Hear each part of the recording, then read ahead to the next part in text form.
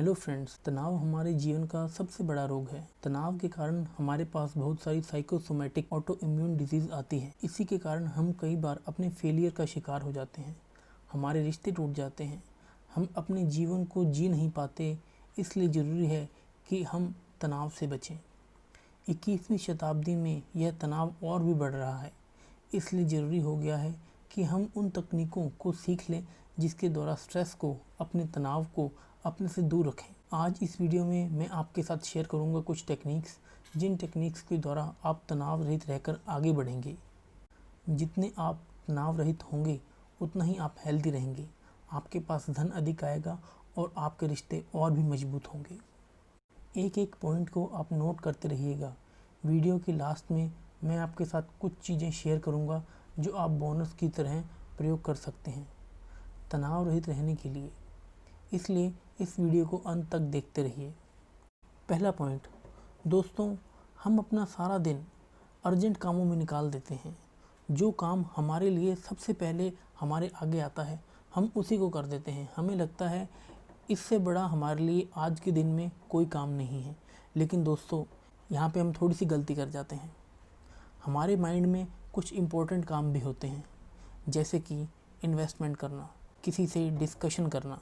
लेकिन इस अर्जेंट काम को करने के चक्कर में हम अपने इम्पोर्टेंट कामों को पीछे कर देते हैं। याद रखिए दोस्तों, ये इम्पोर्टेंट काम ही हैं जो हमारे माइंड में स्ट्राइक करते रहते हैं। ये इम्पोर्टेंट काम हमारे सबकॉन्शियस माइंड में होते हैं और ये हमारे माइंड में एक हैमर की तरह स्ट्राइक करते रहते हैं। हमें हर बार याद दिलाते रहते हैं कि ये इम्पोर्टेंट काम है, यह करना बहुत ज़रूरी है। तो इससे बचने के लिए आपको क्या करना चाहिए? आपको एक लिस्ट बनानी चाहिए और उस लिस्ट में आपको नोट करना चाहिए आपके अर्जेंट और इम्पोर्टेंट काम। जब आपके दोनों काम आपके सामने लिखे हुए होंगे तो आप ये डिसीज़न ले पाएंगे कि कौन सा काम मेरे को खुद को करना है और कौन सा काम मैं किसी और से करवा सकता हूँ। अगर आप कोई काम किसी और से करवा सकते हैं या कोई अर्जेंट काम किसी और से करवा सकते हैं तो आपके लिए कुछ टाइम बचेगा जिसको आप अपने इम्पोर्टेंट कामों को दे सकते हो। तो दोस्तों, ये एक बहुत ही ज़्यादा इम्पोर्टेंट पॉइंट है, इसे आप नोट कीजिए ताकि आप अपने स्ट्रेस से बच सकें और तनाव रहित जीवन जी सकें। तो चलिए दूसरे पॉइंट की तरफ। दोस्तों, हमारी लाइफ में कुछ चीज़ें अनकंट्रोलेबल होती हैं, मतलब जिन पर हमारा कोई बस नहीं होता, लेकिन फिर भी हम कोशिश करते हैं उसे कंट्रोल करने की। दोस्तों, इस स्थिति में हमें उन चीज़ों को एक्सेप्ट करना चाहिए। उदाहरण के तौर पर मैं आपको बताता हूँ, जैसे कि आप अपने किसी दोस्त के यहाँ उनकी शादी पे गए, आप अपनी कार लेके गए, लेकिन जब आप शादी को अटेंड करके वापस आए तो आपने देखा कि आपकी कार वहाँ पर नहीं है। तो आपको अब रोना पीटना नहीं चाहिए, आपको उस चीज़ को एक बार फेस करना चाहिए कि मेरी कार यहाँ पर थी लेकिन अब नहीं है। इसका मतलब क्या है कि अब मेरी कार चोरी हो चुकी है। आपको दोस्तों इस चीज़ को एक्सेप्ट करना चाहिए, या तो मेरी कार चोरी हो चुकी है या फिर नगर निगम वालों ने इसे टो कर दिया है। तो ये दोनों परिस्थितियाँ हो सकती हैं। तो दोस्तों, आपको इस चीज़ को एक बार मान लेना चाहिए कि इन दोनों में से कोई ना कोई एक चीज़ हुई है।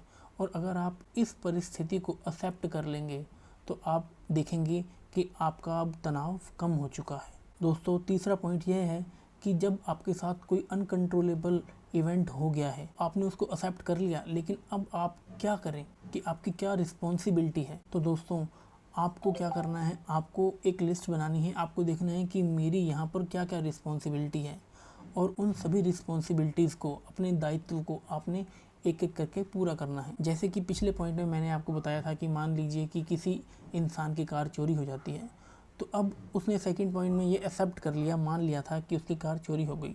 लेकिन अब नेक्स्ट पॉइंट में उसे अब ये तय करना है कि उसकी कार चोरी तो हो गई, लेकिन अब उसे क्या करना है, उसके क्या क्या उत्तरदायित्व हैं। तो सबसे पहला कि उसे पुलिस के पास जाना है, रिपोर्ट लिखवानी है, अपनी गाड़ी की डिटेल्स देनी है कि सर ये मेरी गाड़ी की डिटेल्स थी, मैं यहाँ आया था और ये चोरी हो गई है, मेरी कृपया मदद करें गाड़ी को ढूंढवाने में। तो तीसरा पॉइंट था दोस्तों, अपनी रिस्पॉन्सिबिलिटी को समझना और उसके ऊपर कार्य करना। दोस्तों, चौथा पॉइंट है, जो बीत गया सो बीत गया, तकदीर का शिकवा कौन करे, जो तीर कमान से निकल गया उस तीर का पीछा कौन करे। जी हाँ दोस्तों, अगर आपके साथ पास्ट में कोई बुरी घटना हो चुकी है तो आप जितना ज़्यादा हो सके उसे भुलाने की कोशिश कीजिए, क्योंकि अगर आप जितना ज़्यादा उसे याद करेंगे तो आप अपने वर्तमान और अपने फ्यूचर दोनों को ख़राब कर बैठेंगे। दोनों में ही आप तनाव और स्ट्रेस को पाएंगे। तो दोस्तों, जितना ज़्यादा हो सके आप अपने साथ जो बुरी घटनाएं हो चुकी हैं उनको याद ना कीजिए, बल्कि जो आपके साथ बुरी घटनाएं हुई हैं उनसे आप सीख लीजिए, ताकि आपको कभी दोबारा इस तरीके की परेशानी ना झेलनी पड़े। तो दोस्तों, 5वां पॉइंट है कि अगर आप स्ट्रेस या तनाव से गुजर रहे हैं तो आप हमेशा सकारात्मक सोच रखिए कि अगर रात है तो दिन भी आएगा, अगर मुश्किल समय चल रहा है तो अच्छा समय भी आएगा। ये सृष्टि का क्रम है। आप अपने फ्यूचर को सकारात्मक तरीके से सोचिए, अपने विचारों को इकट्ठा कीजिए और उस स्थिति से जल्दी बाहर निकलने की कोशिश कीजिए। यह करना दोस्तों आपके लिए बहुत ही ज़्यादा फ़ायदेमंद और ज़रूरी भी है। तो छठा और लास्ट पॉइंट यह है दोस्तों कि आप अच्छी नींद लीजिए, हेल्दी खाना खाइए, अनहेल्दी खाना रेगुलर कभी ना खाएं और आप अच्छा व्यायाम करें। दोस्तों, अगर आप ये तीनों चीज़ें करते हैं तो कैसा भी स्ट्रेस हो आप उससे बाहर निकल सकते हैं।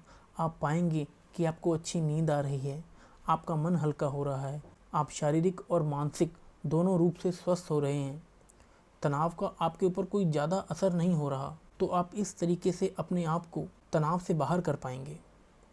दोस्तों, जैसा कि मैंने आपको कहा था इस वीडियो की शुरुआत में कि मैं आपके साथ एक ट्रिक शेयर करूंगा जो तनाव को कम करने में बहुत ही ज़्यादा इफ़ेक्टिव है। तो चलिए मैं आपके साथ वो ट्रिक शेयर करता हूं।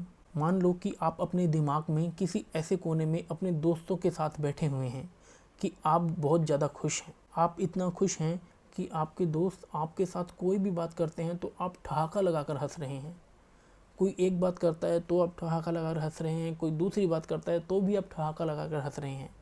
तो इस स्थिति में आप अपने आप से ही अपनी तनाव वाली स्थिति के बारे में पूछें तो आप पाएंगे कि आप फिर ठहाका लगाकर हंस रहे हैं।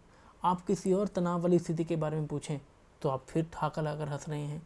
तो ये दोस्तों क्या होगा कि अब आप अपने बारे में या अपने आप से जब ये सवाल पूछेंगे और वहाँ से हंसने वाला रिएक्शन मिलेगा तो आपका तनाव धीरे धीरे कम होगा। तो ये दोस्तों एक टेक्निक है जो हम अपने NLP कोर्स में करवाते हैं।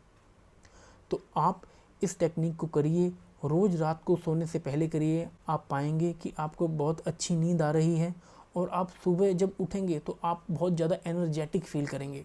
तो दोस्तों, यह थे 6 पॉइंट जिनसे आप अपने आप को स्ट्रेस फ्री रख सकते हैं। दोस्तों, ये ज़िंदगी एक बार मिली है, इसे खुल के एंजॉय करें, ज़िंदगी को पूरा जिएं। जैसे कि ज़िंदगी लंबी नहीं, ज़िंदगी बड़ी होनी चाहिए।